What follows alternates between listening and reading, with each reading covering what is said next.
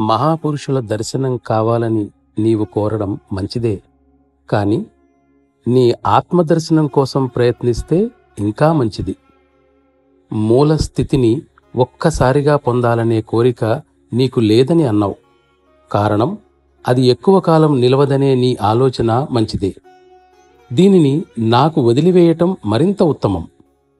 సామాన్యంగా ఒకదాని తర్వాత ఒకటి దాటుతూ దశలవారీగా ఆధ్యాత్మిక యాత్ర కొనసాగుతుంది.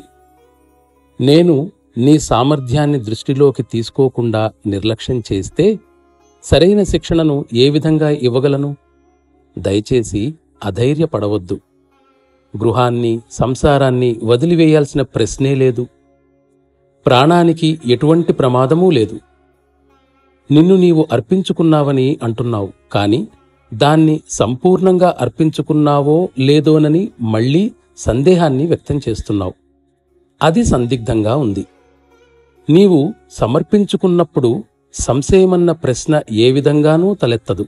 కనుక అనుమానాన్ని వదులుకోవాలి.